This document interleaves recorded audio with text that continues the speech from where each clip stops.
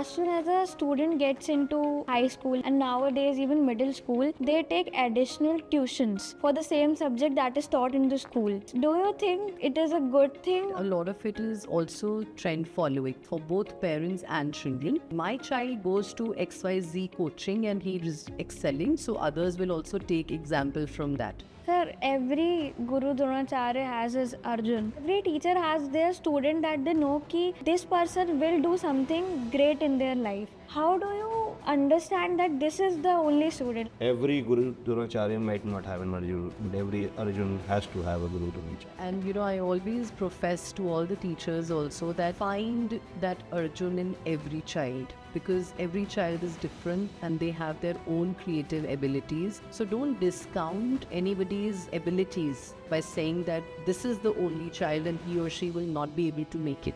They may not be able to or cut out for an IIT, but who knows, they become the best businessman. Or somebody who pursues so well in sports that they represent the country. If there is any change you could make in the Indian education system, what would it be? Hello and welcome back to this episode of Beyond the Classroom, a platform where we aim to foster discussions on education, policy and society that is not talked about in the classroom. I am very much honored to have our guest, Mr. Raghav and Mrs. Urvashi ma'am. Let's start with a brief introduction about themselves. Hi, I'm Raghav. I am the Director of Innovation at Bhai Parmanand Vidya Mandir. So my job is pertaining to looking at all sorts of innovations that are out there in the education world and see how we can implement them in the context of our school, of the Indian education system. Okay. And I fell into it accidentally, but it's been a good journey. Okay. Great. My name is Urvashi Sareen and I work as a school counselor with GD Goenka Sarita Vihar. I've been with this school and in this educational space for the last decade. Before this, a previous decade was with the corporate sector. By education, I am a postgraduate in psychology, and that's how my journey began with working with people in the human resource space. And then the passion for education just revived, and I picked up the opportunity at GD Goenka, and there's been never a looking back after that. Okay, great. So ma'am, recently we have seen a great shift of the youth moving towards the corporate sector, and we have seen that people often claim teaching as a non-glamorous career. So what is your say on that? Do you actually feel like it is true or something else? Glamour is mostly that comes with fame. Yes. A lot of people think that when you are in a corporate job, you have a very plush-looking office and all the fancy things that attract the youth. Schools are meant to be, places that they have dreaded for 14 years of their life, and they want to be away from that. So if you want a youngster, they want to taste the other side of the world and see how it is. So that's why initially it may seem non-glamorous. However, with the tech coming into the education space, there is a big shift where EdTech is taking up precedence, and a lot of youngsters are wanting to venture into the startups, like, Raghav is mentioning about innovation. So innovation in education space as a industry is picking up. Maybe teaching as a profession, because they have dreaded it for so many years, it takes a while for them to understand the depth of importance, and it is only by the little later stages that they happen to be deciding on that if they wish to. Okay. That's my take on it. Well, in my opinion, you ask a very loaded question in a very simple manner. The challenges, I don't understand why anyone would become a teacher, because the amount of stress that a teacher goes through, I don't think a lot of people realize. And the amount of accountability, the pressure of achieving all the learning objectives, along with keeping the children safe.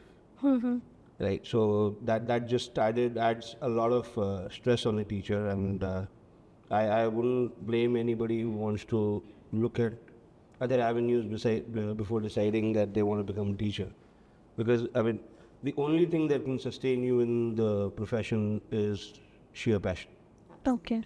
right? There's nothing else currently on the offer in the industry that can sustain a teacher through these through the trying times that they're going through, and with the advent of technology and how it's impacting behavior of children, it's just adding more and more pressure. So and combined with the fact that how little time parents have to kind of spend with their children, Yes. which impacts them behaviorally and indirectly impacts the teacher in the classroom.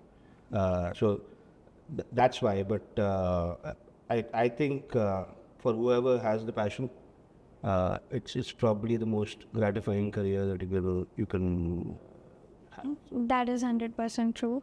So, as a student, even if I reach out to my professors a lot of times, I ask the same doubt again and again, I feel a little hesitant. So, is it true that, when a student comes to you, asks the same doubt repetitively again and again, do you ever feel annoyed? No, I feel annoyed. I don't get too many questions from students per se, but I don't. I have kids, so my kids ask me one question repeatedly. Obviously, it's annoys you. I think it's important that we understand where the child is coming from, and we don't react in a manner that sets a fear in for the child to ask questions. Okay. So that's I think very critical. So we have to be cognizant of the fact that okay, the child is asking the same question again and again. Something is wrong, but let me not react in a way that any other questions that he might have in the future, they get impacted as well. So it's a tough balance. That's why I said, I mean. But personally, sometimes you might feel annoyed. You do feel bad. I mean, it's human Yeah, nature. it's human nature. You can't expect a teacher to not be human, Yeah. right? So that's understandable. Yes. But annoyances, like he said, that you don't have to. Annoyance is key abilities that an adult can demonstrate, whether a parent or a teacher, because a child's mind is very, very curious. So, out of inquisitiveness, until they are satisfied, they're going to be after your life. And what happens is, as adults, sometimes we don't have enough answers or a satisfactory answer. And in order to, or because we have that privilege of being authoritative, we snub at them. Stop asking, stop wasting my time. And that reaction conveys annoyance. It is not that you want to annoy your child or as a teacher, you want to show displeasure in asking questions. But sometimes it is our own shortcoming that we want to overcome because we can't show in front of our child that I don't know this or beyond this, it is not. The moment you address their curiosity, and sometimes, especially after middle school, children become smart and they start taking advantage of misusing that as a time waster or something to distract the teacher. So if the teacher identifies that, being alert, she can always confront that and saying that this topic is going irrelevant, out of context, and therefore let's not divert ourselves and bring back the children to the thing. So it is up to the adult how they handle that situation without showing that reaction of irritability or annoyance just because they don't have time or patience or a suitable answer for that.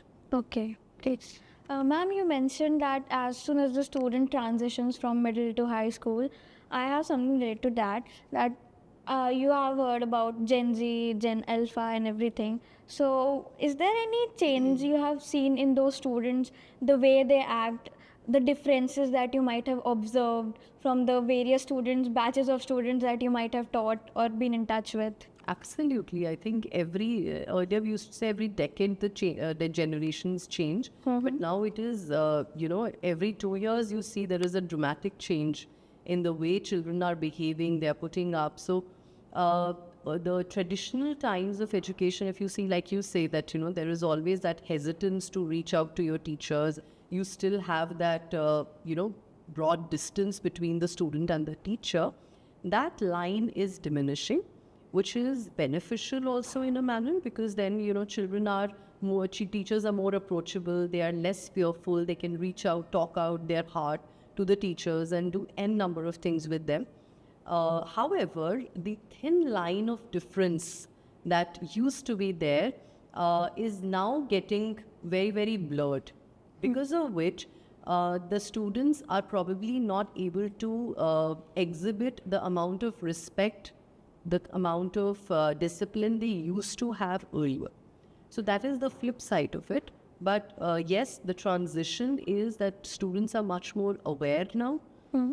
They're maturing faster than before. So there is a lot of level-headed discussions that happen in the classroom, which used to be not the situation earlier. It used to be more like a download, monologue, where the teacher is the superior one who's downloading the information. Now this scenario It's getting more interactive. It's getting more interactive. There are more innovative techniques like flipped classrooms and all, which are happening where students are taking the lead. In fact, the National Education Policy talks about student-centric education learning, right? So everything is based on the pace at which the students learn. So a lot of empowerment students are experiencing, which earlier students did not have.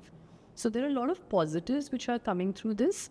The negatives, like I said, yes, that thin line of difference in terms of respecting adults, not crossing their boundary, because language has become very loose, and all this social media. A lot of is slangs have been influencing. developed. Yes, so it's not their fault as such. It is also that what they're exposed to, it's so normalized that they feel that using any kind of language anywhere is acceptable.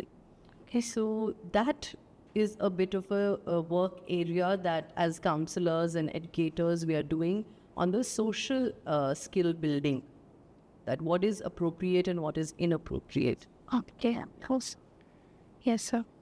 Well, see, obviously there is a massive change, and like ma'am said, that the amount of confidence these kids display these days is unreal. I mean, I used to stammer till I was in college, when I was called upon to speak anything. So, my elder one is in 7th grade and she doesn't care. Right? Very expressive. Great. I mean, they you can call them up anytime and they'll rattle off whatever they know. And obviously the amount of exposure they have is significantly greater. And with that comes all the social emotional challenges that they are going through. I don't know if you've heard of Simon Sinek. So Simon Sinek is more of a leadership thought leader. And he talks about how the advent of mobile phones has impacted the psyche of a child, and how that has led to instant gratification being a problem. And because of instant gratification, that leads to social and emotional issues in children. And until we figure out how to deal with that, we're not going to wish it away. It's here to stay, right? How do we make sure that we can connect with the children and make sure that they realize that these are some of the boundaries that are meant to be crossed or tested, these are not, and how do we maintain this balance as adults is going to be imperative upon us, not the kids. And they don't know better. Yeah.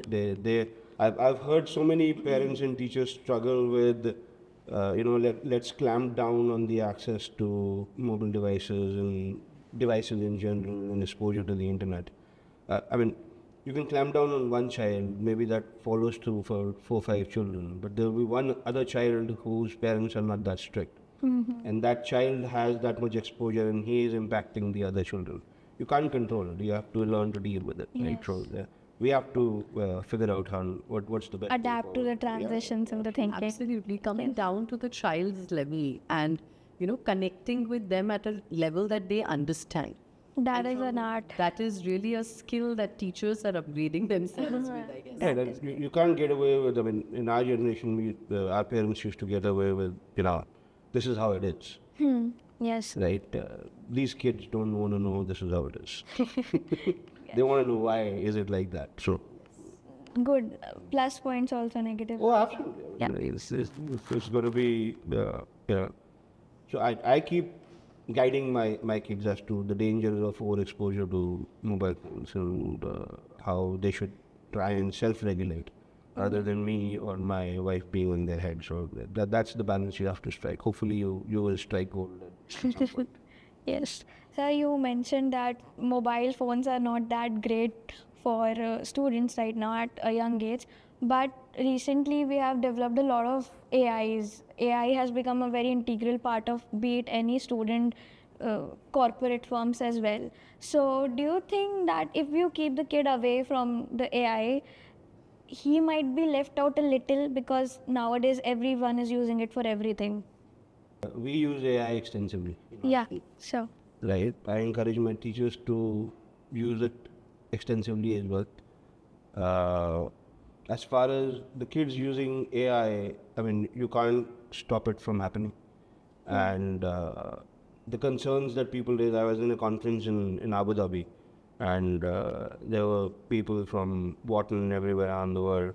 And this professor from Wharton, he's like, the questions that people are raising right now in education on AI, they are the same questions that were asked when the computers were first used in education, when the internet was first used in the education.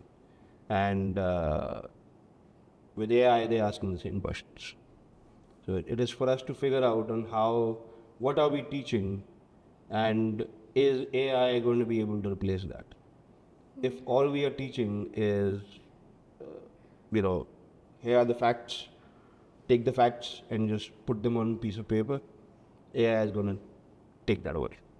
So as long as the child knows how to deal with the other stuff, I mean, AI is a great friend to have. Yeah, and that is a big shift in the education system that we're going to foresee in the next coming decade, I feel.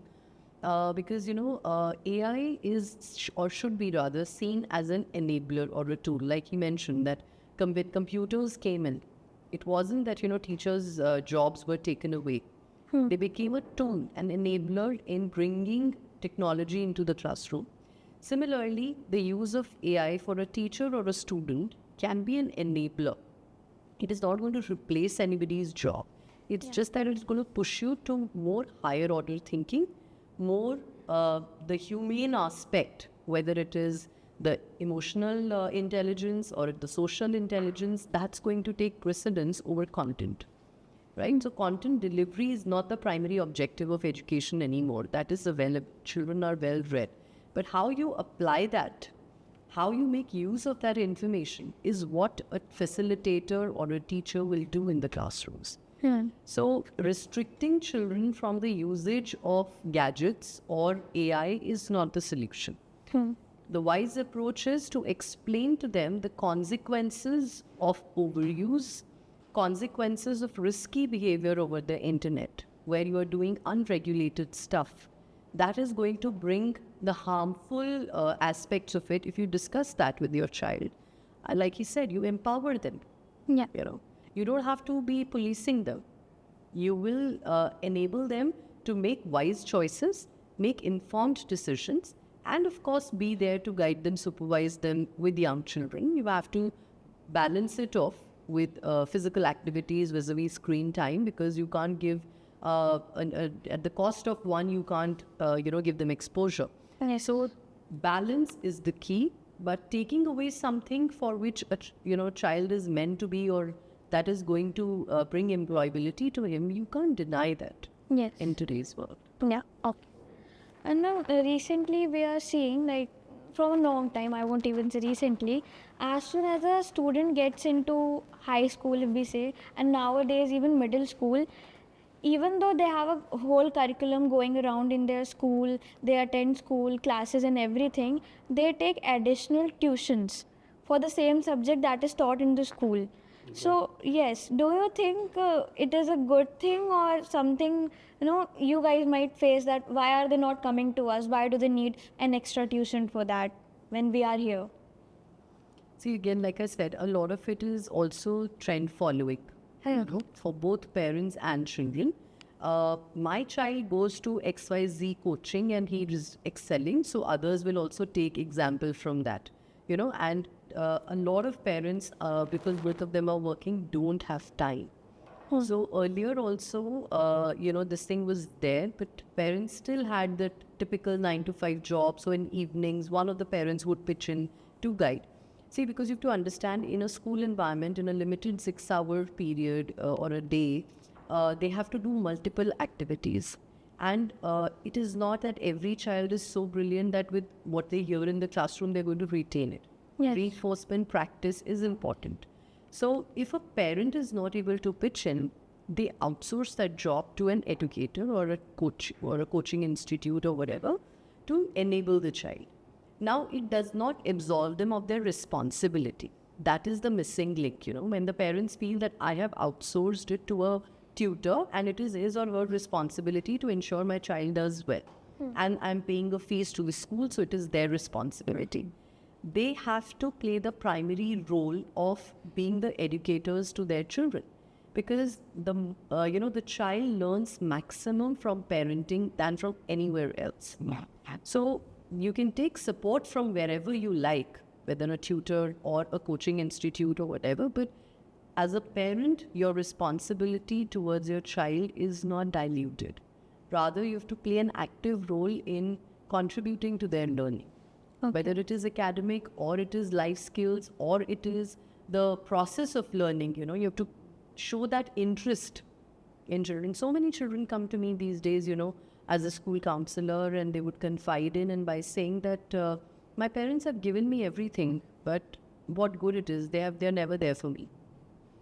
So that mindset, which is distancing children from their parents, is very, very alarming. And, sooner the parents realize that, better it will be, because you need to connect.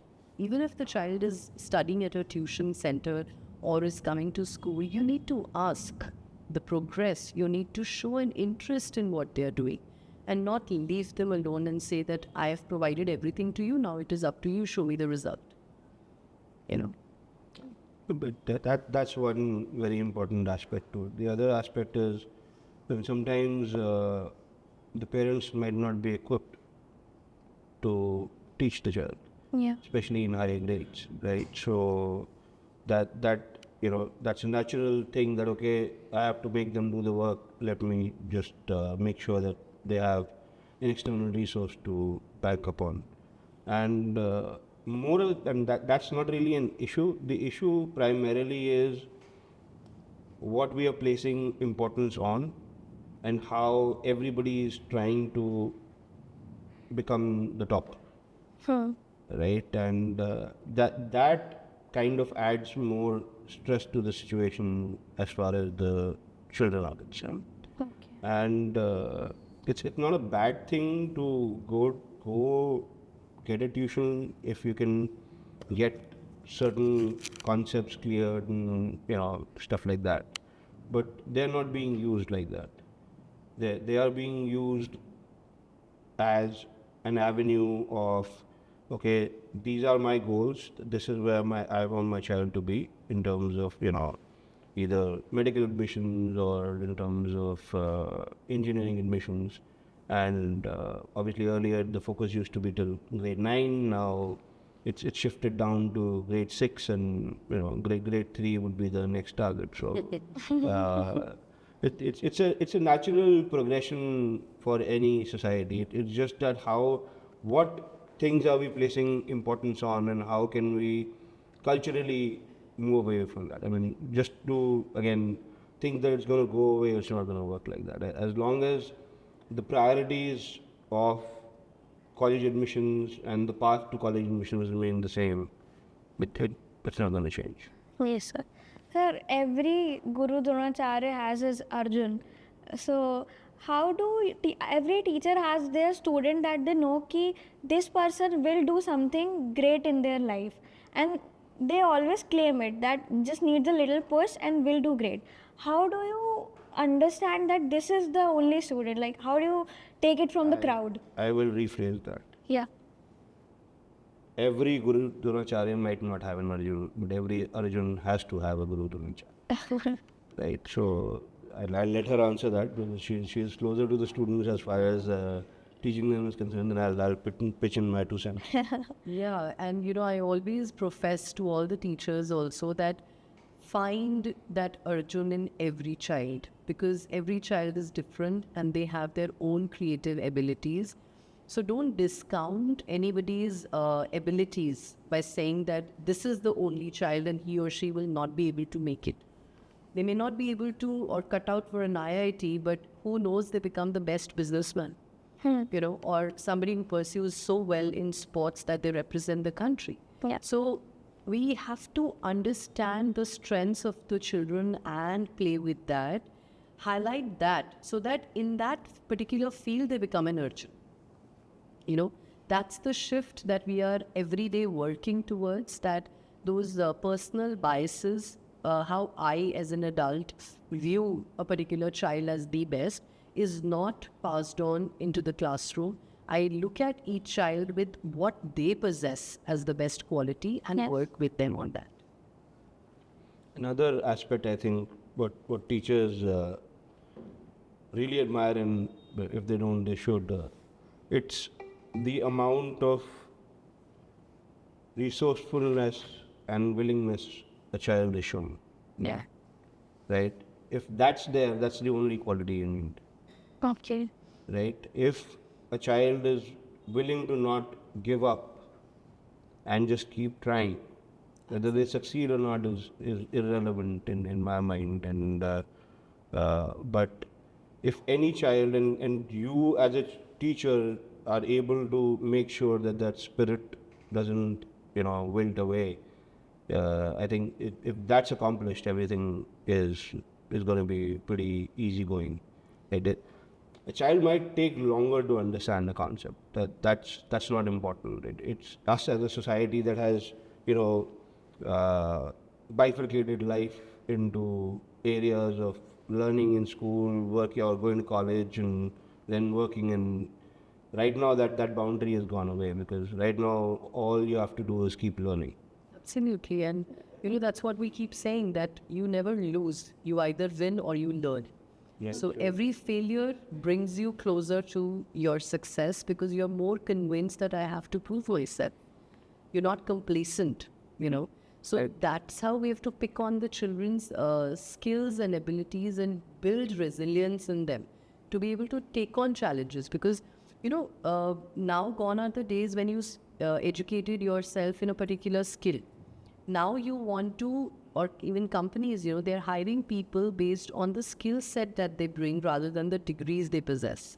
So if somebody can adapt to the changes, is agile and flexible in accommodating a lot of things, is innovative and creative, is bringing critical skills to the table, I think that is the key, rather than focusing on an IIT or an IIM as a degree with you. Yeah. Yeah. So therefore, no child is left behind is the policy that we follow here in our school, at least. Okay. If there is any change you could make in the Indian education system, what would it be? Well, that's a very good question. But yeah, I think the whole process of, if NEP gets implemented in its full swing, I think a lot of changes will happen. But I think the whole assessment process has to be more driven from a point of view how much you have learned, rather than, giving you a tag that you are a topper or you are not. So if, let's say, you have earned 80% or 70%, it means that you know 70% of the curriculum. Yeah. It's only the 30% that you have to work upon harder, and you get several chances to do that till the time you master that also with 100% knowledge.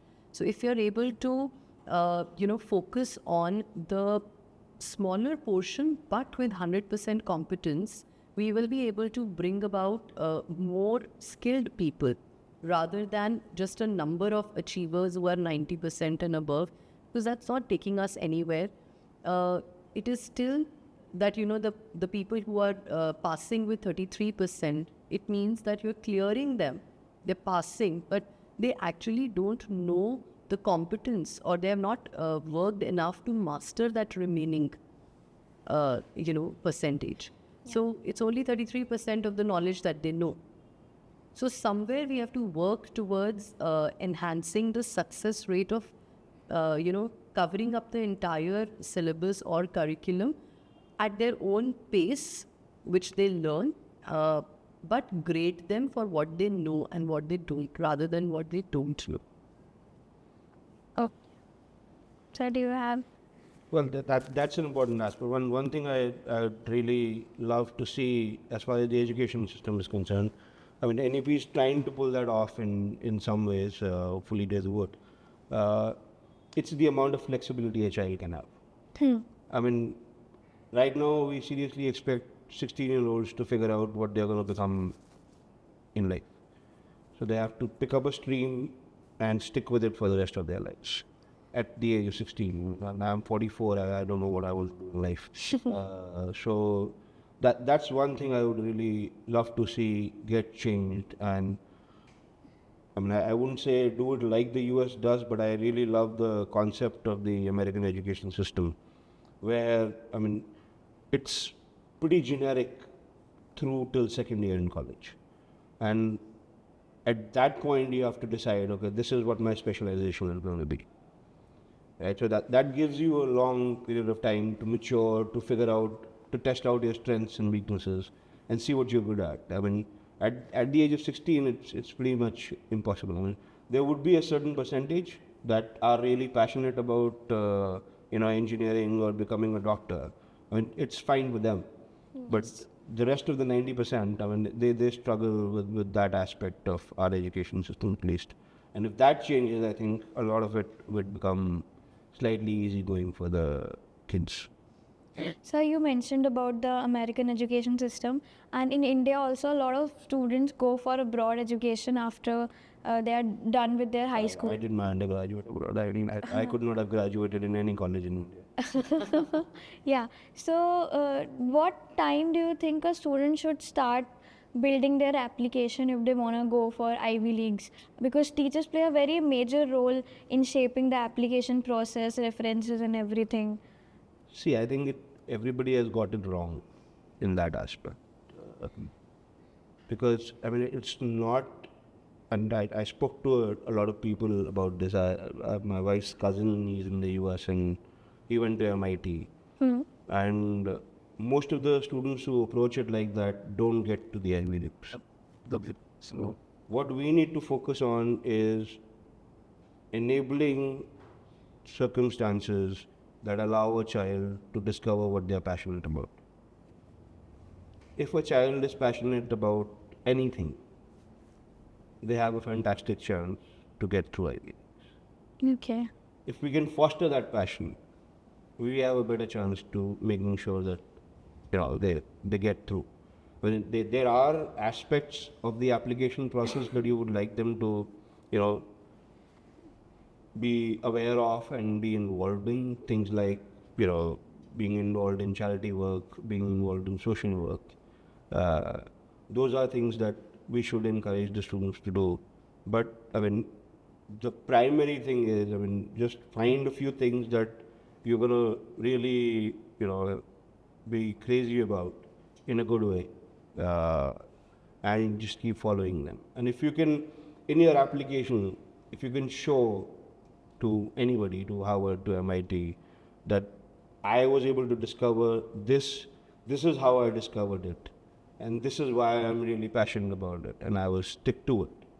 And this is what I have done so far to prove that I will stick to it, because that's all they're looking for. They're looking for, are you passionate about it? Are you faking that passion? Okay. Right?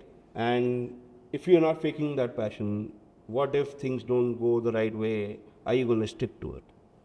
If you can answer these three questions in the application process, you will get to any Ivy. Yeah, completely agree with you that, nobody's looking at marks are the last things that anybody looks at. That's the bare minimum qualification criteria. But what they're looking at is that differentiation that you're able to bring about. That makes you stand out from the crowd. And that is the passion. How determined you are to get to what you want. Okay. No, and I don't know, a lot of people answer this correctly to the students as to why do good colleges look at marks. They don't look at marks to figure out how well versed you are in your subject matter. What they're looking at is that the only reason you were able to get these good marks was you were able to consistently put effort through and through. And your marks are the only proof of that.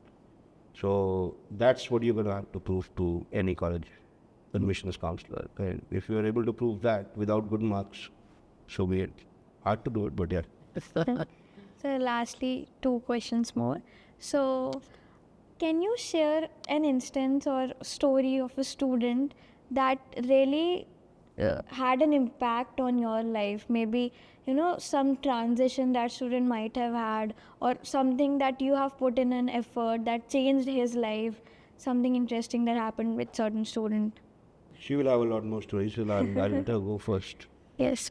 All right. So, yeah, I mean, like I said, that, every child has a story to tell. But now that you're asking, I may get reminded of one particular child who came to school in grade 8th or 9th, extremely anxious and almost had school phobia, could not attend school on a regular basis, was really had to be pushed to come for the exams, the board exams and everything till class 12. But a brilliant child, so well communicative, so well expressive and articulative. Grasping power was amazing. So with a little bit of that emotional counseling and guidance and that support that we are with you, you choose your path, you decide, but don't give up. That assurance really made her identify what she wanted to do. And today she is living independently, studying at a university in London and working on, the social aspects and media communication.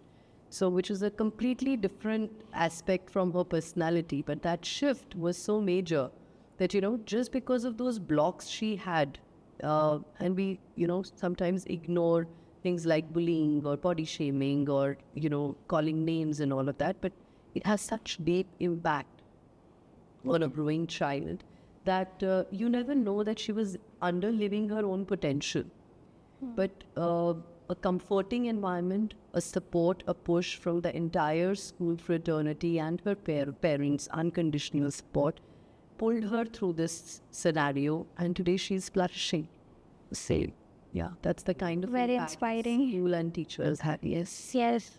So for me, I mean, this was the first product I had gotten into India. It was a gamified math learning platform from Okay. Finland. And at that point, we decided to put in the platform in 2 grades. That was grade 2 and grade 3.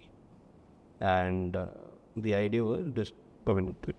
So we had one classroom converted into an iPad lab, 58 tablets installed on the desks, and we had made them, go through the exercises one by one. And my thought was, a game-based platform should be a very, stress-free learning environment for students. A couple of kids in particular who were really struggling with maths, right? And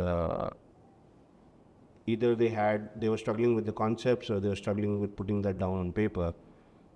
You could tell by the analysis, looking by the work they were doing to the analysis on how competent they were in their understanding levels. It's just how difficult it was to, kind of express it on a piece of paper. And once they were able to do it, get some more confidence about doing it.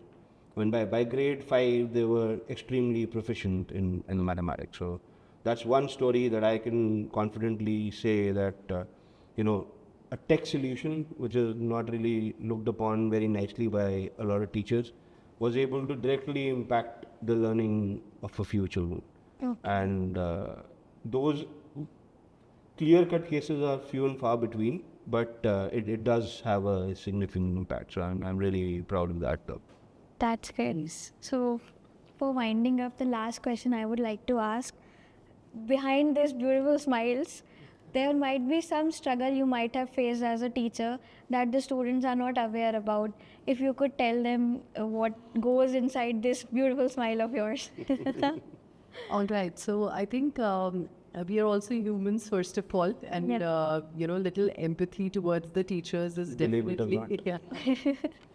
Yes. So we're not superhumans. We are humans. So the basic daily struggles of every individual is going through a lot of challenges in their personal life, and then to keep pace with the fast-paced changes that are happening. There are multiple stakeholders that a teacher is accountable to, not just the student, but students' parents, the management, the principal. Then there are so many hierarchical levels in the school. So she's accountable for many things that she's doing beyond being in the classroom. So I think prioritizing that and still coming with that confidence and smile in the classroom is an everyday challenge that she's coming through like a warrior. And if children can appreciate that, empathize with her on that or him, that will be greatly appreciated, because we sometimes take people for granted. And we say that they ought to do this. This is their job. But this is something that not every individual can do if they are not passionate or concerned for the betterment of the youth in our country. And that is where we all are contributing to, because we want that innate goodness gets passed on to this generation for their betterment. So yes, the challenges that the teachers are going through are plenty and more. But simple appreciation, little achievement of our students just takes off the load. So that gratitude is all that is going to do wonders on teachers if that happens. Oh, yeah. Well, like I said, I kept got into the education field accidentally, and I was primarily looking at products to get into the Indian market. In about 4 years' time, I completely pivoted away from that, because what I realized was, our teachers are not trained or equipped right now to be able to execute those products well enough. Okay. And hence, if we keep pushing in products and they don't see the results, it just adds to their frustration, right? So I pivoted away from that, and I just became, I don't teach as many students as I teach teachers.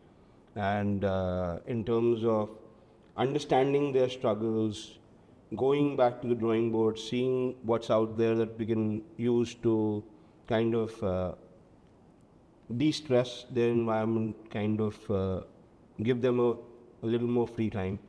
That's what I try to do in my time. And what I've noticed is that every teacher is deeply impacted by each child's struggles. Like ma'am said, I mean, it's kind of, too much to expect that students will be able to see through it. But if we as management, if we as the education community can start showing that gratitude in some way or the other, I think that will go a long way as well in terms of getting the spirits back up high and not letting the stress take away the good teachers that we have. Okay. Yeah. So thank you so much, sir and ma'am. It was a great session. We got to learn a lot about what goes inside a teacher's head. We got to know a lot improvements that we can make in our education system, what students can do to give themselves a better version of themselves. And I am very grateful for you guys to come here. Thank you for having us. Yeah, thank you so much for coming. That's it.